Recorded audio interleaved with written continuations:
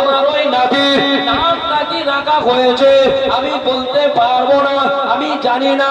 ওই ইহুদি পণ্ডিত, তবে আমার বৌমা সব সময় আমাকে বলতো, কে যেন এসে আমেনাকে বলতো, ও আমেনা, ও আমেনা, তোমার গর্ভে যে বাচ্চাটা আছে, তোমার পেটে যে বাচ্চাটা আছে, ও আমেনা কোনো সাধারণ বাচ্চা নয়, ওই বাচ্চাটা হলো আখিরি জামানার নবী, আখিরি জামানার রাসূল।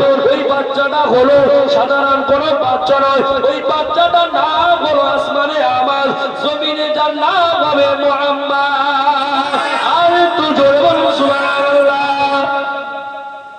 ও ইহুদি পণ্ডিত, তবে কি নাম রাখা হয়েছে জানি না, তবে আমার বৌমা সব সময় বলতো, কে যেন তাকে এসে বলে যেত, আমেনা তোমার গর্ভে যে বাচ্চাটা আছে না আমেনা, কোনো সাধারণ বাচ্চা নয়, কোনো সাধারণ মানুষ নয়, ওটা আখিরি জামানার নবী হবে, যার আসমানের নাম আহমদ। ও আমেনা, ও যখন জন্ম নেবে, পৃথিবীর জমিনে আসবে, ওর নামটা রেখে দেবে মুহাম্মদ। আব্দুল মুত্তালিব বলছেন, ইহুদি সম্ভবত আমার নাতির নামটা রাখা হয়েছে মুহাম্মদ। এই কথা বলার সাথে সাথে ইহুদি আরো নিজেকে কনফার্ম হয়ে গেল, না এই হবে সেই আখিরি নবী, কারণ আমি দুটো আলামত পেয়ে গেছি। একটা আলামত আমি চাঁদ দেখতে পেয়েছি, তারকা দেখতে পেয়েছি, আর এটাও মিলে গেল, তার নাম রাখা হয়েছে মুহাম্মদ। আর একটা আলামত আমার দেখতে বাকি, সেটা কি? আব্দুল মুত্তালিবকে বলছেন, আব্দুল মুত্তালিব আমাকে একটু বাড়িতে নিয়ে চলো না, আমি দেখবো ওই বাচ্চাটার পিঠে মোহরে নবুয়ত আছে কিনা, আমি একটু দেখবো। আর একটু জোরে বলো না, আর একটু জোরে বলা গেল না। কিন্তু আব্দুল মুত্তালিব ভয় করছে, কেন জানেন? এই জন্য ভয় করছে যে আমি যদি এক্ষুনি এই ইহুদিকে নিয়ে আমার বাড়িতে যাই, ইহুদি যদি আমার ওই নাতির কোনো ক্ষতি করে দেয়, কারণ সব সময় ইহুদিরা কিন্তু আমাদের শত্রু, শত্রু না? ও ইহুদি আমাদের শত্রু না? আর এই ফিলিস্তিনিকে ধ্বংস করলো কারা? এই ইহুদিরা। তারা ধূলিসাৎ করে দিল তৎকালীন জামানায় ইহুদিরাও আল্লাহর নবীর উপরে জুলুম অত্যাচার করেছে। আজও ইসলামের শত্রু হচ্ছে ইহুদিরা, ঠিক না? তো আল্লাহর নবীর দাদু বড় ভয় পেল, আমি যদি দেখতে নিয়ে যাই, যদি কোনো ক্ষতি করে দেয়, আমার আমেনার কাছে আমি কি মুখ দেখাবো, আমি নিয়ে যেতে পারবো না। ইহুদি পণ্ডিত যখন বুঝতে পারলো যে আব্দুল্লাহ এই মনে ভাবছে, তখন তিনি আব্দুল মুত্তালিবকে বলল, আব্দুল মুত্তালিব দেখো না, আমি শাম দেশ ছেড়ে চলে এসেছি আখিরি নবীকে একটু দেখবো বলে, আখিরি নবীর নূরানি চাঁদটা একটু দেখবো বলে আমি শাম দেশ ছেড়ে চলে এসেছি। আব্দুল মুত্তালিব, আমি তোমার নাতির কোনো ক্ষতি করব না, আমি তোমার নাতির গায়ে পশমে হাত দেবো না। আব্দুল মুত্তালিব, আমার মনে বড় আশা, আমি প্রত্যেকটা দিন তাওরাত কিতাবটা নিয়ে আমি পড়তাম, আর আমার মনে মনে বড় আশা হতো আখিরি নবীকে একটু দেখবো, শেষ নবীকে একটু দেখবো।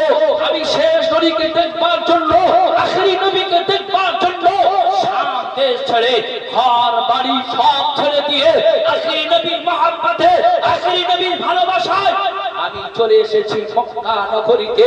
ওই ইহুদি পণ্ডিত বলছে আব্দুল মুত্তালিবকে, আব্দুল মুত্তালিব আমি তোমার নাতির কোনো ক্ষতি করব না, কোনো ক্ষতি করব না, আমাকে একটু দেখাও না, আমি একটু দেখব। ইহুদি পণ্ডিত যখন রিকোয়েস্ট করলেন, বারবার যখন বলল, ইহুদি পণ্ডিতের কথা রেখে আব্দুল মুত্তালিব বললেন, বাবা আচ্ছা ঠিক আছে, আমি আমার বৌমার কাছে গিয়ে একটু পারমিশন নিয়ে আসি। কারণ সাধারণত মায়েরা যখন বাচ্চা প্রসব করে, দেখবেন মায়েদের একটু বেপরদা হয়ে যায় কি যায় না? হয়ে যায়।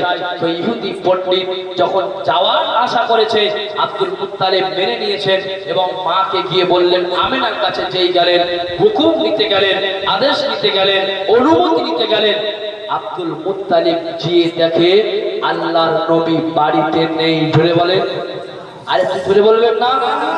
আপনারা আশ্চর্য হননি? আরে যে বাচ্চা বাড়িতে আছে আর আব্দুল মুত্তালিব কে দেখছে বাড়িতে বাচ্চা নেই, আপনারা আশ্চর্য হননি? হুজুর বলে কি ভুলভাল করছেন নাকি? বাবা, আল্লাহ নবী সাল্লাল্লাহু আলাইহি ওয়াসাল্লামের মা আমেনা বর্ণনা করছে, আব্দুল মুত্তালিব যখন বাড়িতে গেল, বাড়িতে গিয়ে দেখলো নবী নয়, আসলে আল্লাহর নবী যখন আসবেন আসমান আল্লাহর কাছে আরজু করেছিল, ওগো আল্লাহ আমি আসমান নবীকে আমার আসমানের উপরে দাও। জমিন আল্লাহর কাছে ফরিয়াদ করেছিল আর বলেছিল, ওগো আল্লাহ আমি জমিন তোমার নবীকে, আখেরি নবীকে, শেষ নবীকে আমি জমিন আমার উপরে পাঠাও। আল্লাহ সকলকে সান্ত্বনা দিয়ে জমিনকে বলল, আসমানকে বলল, গো আসমান নবীকে আমি জমিনে পাঠাবো। জমিনে মানুষ বসবাস করে, জমিনে মানুষ থাকে, আর আমি নবীকে পাঠাচ্ছি হুদাল লিন্নাস, মানুষকে হিদায়াতের জন্য। আর মানুষ থাকে জমিনে, আমার নবী জমিনে গিয়ে তাদেরকে বোঝাবে, তাদেরকে কোরআন শিক্ষা দেবে। আমি আসমান তোমাকে আমি সান্ত্বনা স্বরূপ বলে রাখছি, নবীকে আমি জমিনে পাঠাচ্ছি ঠিকই, কিন্তু নবী যখন পৃথিবীতে আসবে, নবী যখন পৃথিবীর জমিনে আসবে তোমাকে সন্তুষ্টি করবার জন্য, তোমার আমার নবীকে আসমান তোমার উপরে আমি একবার পরিভ্রমণ করে নিয়ে আসবো।